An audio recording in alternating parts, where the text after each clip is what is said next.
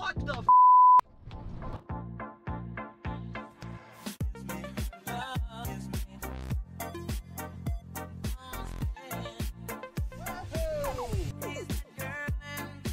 Alright, so I'm excited to show you guys this video. I do have to give you a little bit of a background on it first, or else it's not going to make much sense. I haven't been able to upload it and edit it until this point. It's not that I haven't wanted to put this video out there for you guys. It's that I've been waiting because it had to do with a movie that I was in and my cars were in, and now the movie's been out for a little while. I don't remember, to be honest, if I signed anything saying I couldn't talk about it or whatever, so just to be on the safe side, I'm gonna leave the name of the movie out, but I will put the 5 seconds of footage in from the movie that I starred in and my cars were in. They rented 6 from me, but only 1 of them actually made it in the camera shot. I guess they didn't end up panning the camera out as far as they thought they were going to, because they wanted my cars lined up as just parked cars on the street, and only 1 of them ended up getting in the shot. But hey, I still got paid for the 6, so nothing to complain about there. Just some quick background on this video before it starts, because this was over a year ago, and this footage was just sitting on my phone after I filmed it, and over time, to make space on my phone for other content, I ended up deleting clips by accident, so there's missing pieces to the story. So just real quick to explain, they did a movie here in town last summer. A flashback portion of the movie right at the start was to take place in the early 90s. So they needed pretty good condition early 90s cars. So a buddy of mine saw the flyer recruiting, they were looking to rent cars for this movie, and sent it over to me because everybody in town knows I'm the crazy guy with all the 80s, 90s cars. And I guess they had a lot of trouble finding some. You know, of course there's the enthusiast type cars, but they wanted more regular traffic. I got in touch, and by the way, this is a major movie producer. We're not talking some little small indie thing. And so we connected. Actually, the gentleman who came to my house to look at the cars was the same guy that scouted and coordinated the cars for like Fast and the Furious, some of the Fast and Furious movies, or some big movie franchise like that about cars. It was either Fast and the Furious or Transformers or something like that. But so he just thought I was absolutely out of my mind. You know, people don't get it. You guys get it, but I love these 80s, 90s cars. Well, they're out there. But anyway, he picked. Initially, they were saying they were going to rent 12, but I guess with budget issues, this was at the very end of the movie. They had to scale back on their budget, and they ended up renting 6 from me. And the pay was excellent. I'll just leave it at that. Again, I'm not sure what I'm allowed to talk about, what I'm not allowed to talk about. So there were ups and downs to the situation. Of course, I was worried about my babies being damaged or disrespected, especially because people look at them like they're nothing. There was an incident with one of them, actually 2, but one of them was the fault of the producer. So I'll talk about that in this video, and I'll have to chime in once again at the end just to give a little more context. But overall, it went really well. I had a great time, made a lot of money for a few days' work. Can't complain about that. And the video is gonna start off when I was checking over all my cars and getting pictures and video of the condition before they got picked up for filming. So here we go. All right, so it's pickup day. They're late, of course. It's Hollywood after all.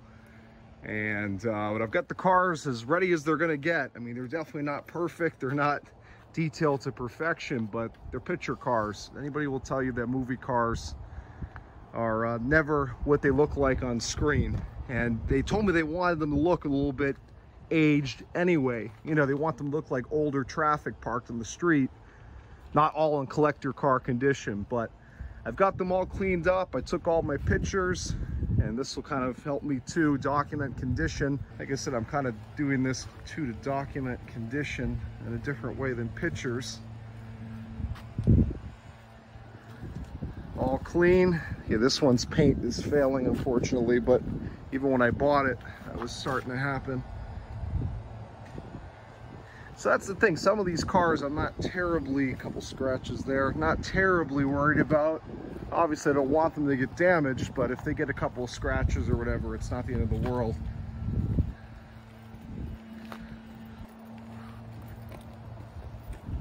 Kind of hard to tell on the white cars, but the only real damage I'm worried about, at least in transport, is the trees coming out of my neighborhood. They told me they're sending a lower truck, not like a tractor trailer, but like a gooseneck on a Silverado or something, but we'll find out. Okay, there's the Cutlass Supreme. If I have more time, I do this as a separate clip and not bore you guys with the condition check, but again, here's another car. It's got, the paint all came off the roof of this when I transported it back to Florida because my other Trofeo was leaking gasoline that had stable in it all over the roof. So it's not like, you know, these are Concours examples that I'm gonna be losing sleep over. A lot of it's just water spots. It rained and then the sun came out this morning. This is the one I'm really worried about the most. This car of all the six is the nicest one inside and out.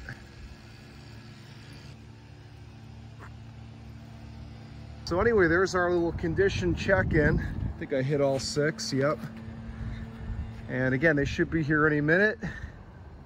I'm probably gonna get clips of the engines running too as I hand them over to the guys. So, you know, that way if they come back knocking or smoking or something like that, I know that somebody left them running for hours or, you know, was redlining the hell out of them. So here we go, real nice guys from Georgia. They've got the Cutlass Supreme and the Riviera on there. So we decided to save them a trip and I like to see them off.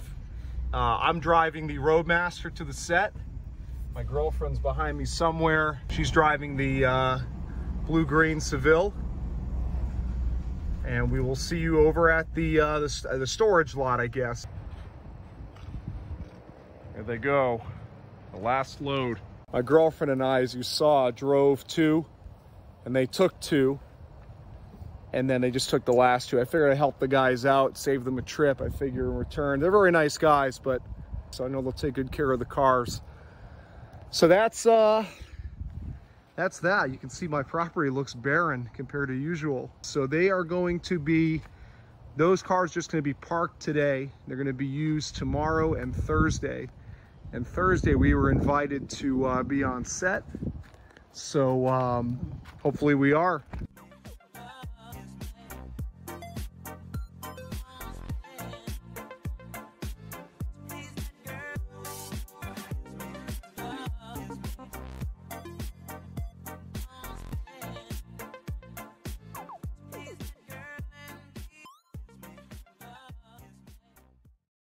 So you guys are seeing Big Al in a never before seen form. Yeah, so I'm on my way. I just noticed I barely have any gas, but I'll make it. On my way to the staging area now. I don't even know when I did an update last, but I've been so busy getting ready for this. I'm an extra in the movie. My girlfriend was supposed to be too, but unfortunately she wasn't able to get a rapid COVID test fast enough for the work schedule. I was able to get one in just before, so she can't do it, unfortunately. Mustache now. This blazer here from Goodwill. Trying to look as, it looks to me almost a little more mid-80s. You know, even with the orange, a little early 80s, late 70s, but it was the best I could do. On my way there now. I'm not allowed to film or anything like that, but I'll see what I can do.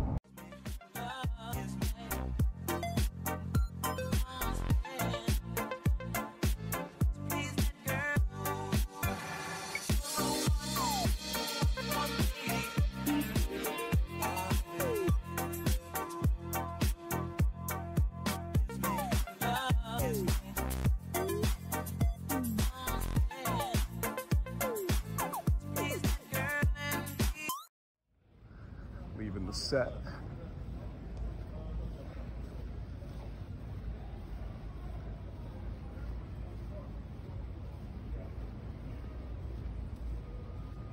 to take my, I just talked to the movie car guy. I said, hey, let me just take my Riviera home, because I took the battery out. I got a lot to tell you guys. This has been an interesting night of ups and downs. Let's see what they get. Beautiful. Didn't want anybody driving this one because I know they probably didn't know how to turn the lights on and there's no cluster. Let me get on the road, get this blazer off, and I'll fill you guys in. All right, so I feel a lot better. Let me give you guys the rundown. I'm leaving the set right now. I was a little angry earlier. I just apologized to the car guy because it was very professional, the text I sent him, but it was pretty, you know, I was upset because I told everybody, do not use these cars to drive through because, you know, they're finicky, they're old, they sit a lot, and especially a lot of the ones they ended up picking for the movie, they're like project cars of mine. The wagon, this Riviera, it's bricked, as you can see. The VIC doesn't work, the CRT monitor, I mean. The digital dash here doesn't work. So you don't know if this thing's overheating, you don't know anything, if it's out of gas. So I said, hey, look, like, you know, when they wanted to take the cars to the movie, I said, these are just gonna be parked on the street, right? He goes, yeah. I go, okay, good, you know, because they're old, they're finicky. I don't want them running for hours as things are being refilmed again and again. They're going to overheat. Well, so there I am inside as an extra, and all of a sudden I see my wagon in the lineup, in the parade. And I said, oh, geez, you gotta be kidding me. But at first I'm like, all right, like whatever, you know, it should be fine for a couple of shots. I'm sure they're watching the temperature gauge. And then I see it again and again and again and again, back and forth. And I'm like, this thing is going to overheat. Now, what the guy just told me is that the guy driving the wagon noticed it was getting hot. He says when they started to see the temperature climb, they pulled it. Now, again, hopefully that's true. I asked him, I said, I hope that's the truth, because, you know, that seems too good to be true. Because I know they had a movie to get done. And I saw the car involved in this for a while. It wasn't 1, 2, 3 shots, it was several. But I'm gonna be checking that engine over. If I find that the engine's been compromised, if it was overheated badly, they're gonna pay for it. They're insured for that. That's in our agreement. The car is supposed to come back to me in the same condition it left in. What I find a little odd is I sent him a text saying, hey, car was not supposed to be driven. I see it being driven. And then the next time I saw them filming, I didn't see the car again. So I don't think they were planning on pulling that car. And then I sent them that text, and then all of a sudden they put a different car in its place. So get the check over here. They paid me the full amount, even though my Trofeo broke down. So that's pretty awesome. But yeah, anyway, I'd rather give you guys the full story when I'm a little more clear of mind. I'm dehydrated, hungry. Again, overall, a great time, but you know, the whole production was just messy, and it's not their fault. The rain screwed them up. Everything was all over the place, and you know, that trickles down to the background people. So I just need to get home and chill.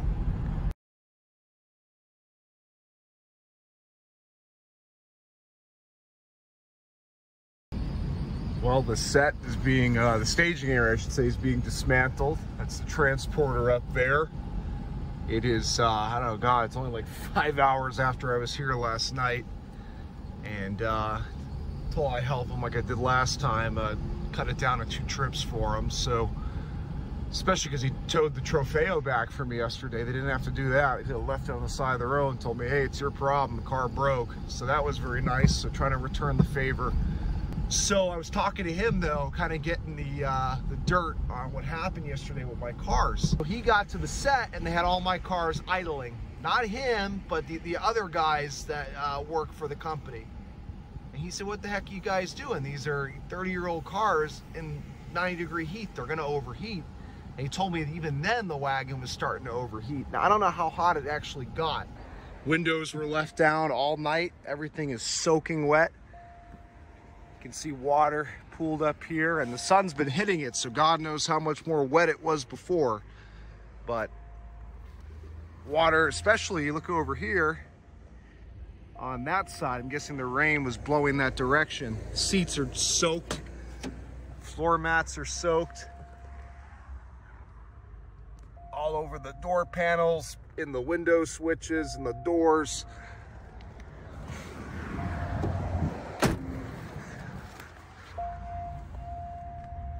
Again, water all over the interior. This is soaking wet. You can see the color difference. Look at this. This engine, no doubt, was overheated. And there's the proof. I haven't touched the key yet.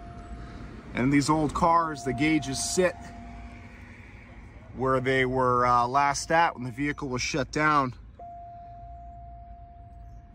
That's just below the red, but I'd be willing to bet it was in the red driving over here.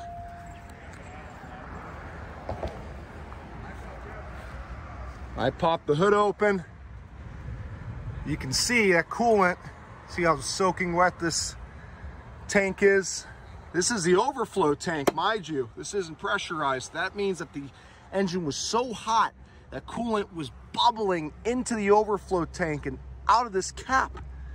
You can see all over this evidence of coolant blowing out of this. This is all sediment coming out of the cooling system that blew up all over the engine bay because this thing was overheating for so long. All this wetness all over the engine bay, that oily soot was there, but now it's wet because coolant blew out of that tank all over the engine bay. And when I delivered this vehicle, when it was picked up for transport, I checked all my coolant levels. They were all full. You can see now, let me squeeze the upper hose. I should be having coolant bubbling out of here right now. Should be pouring out. So a lot of coolant was lost. This engine was overheated, no doubt. Who knows how long?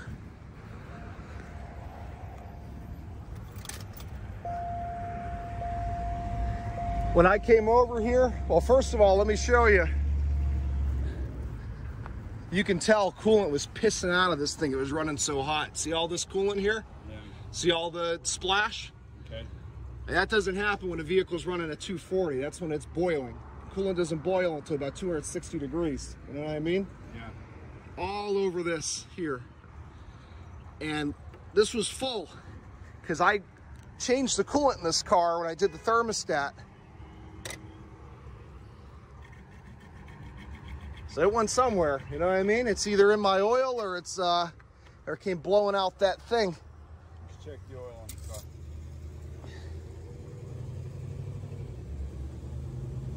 You're good with that. Not in Yep, there. good with that. But when I got it when I looked in the car, because of these old GMs, the gauges hold where they last were, and it was pegged in the red. In the red. Pegged. So it was doing about 280 degrees. When I turned the key just now, it resets it, but I got it on the camera knowing it was going to do that. It was right in the red. Let's see if she knocks. You can hear the belt didn't squeak, so what does that tell you? The belt's soaked with coolant. Now you remember when you picked it up, it wasn't squeaking. All that coolant that was blowing out. Some accessory pulleys never made that noise before. You hear that? Sounds like the water pump or something. Oh, it's knocking too. You hear that? A little tap. Thing sounds like any of that.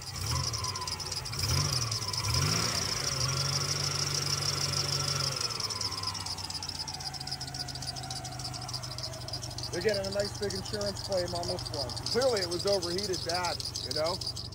It wasn't just once. This thing was probably, like I said, when they were doing that, whatever it was, with the cars coming in, this thing must have been cooking hot. They just kept running it until I sent that text, because that doesn't happen from getting a little hot. You know what I mean? All right, well, here I am moving the wagon. This thing was brought to them with power steering, and now the power steering doesn't work at all.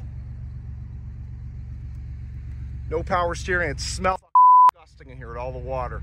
You can hear the belts squeaking because there's so much coolant on them because it was overheating. No power steering, and now I got a knock. A light knock at the bottom end of the motor. Light knock or heavy knock. A knock is a knock. The car wasn't delivered with one. I can't even steer the thing.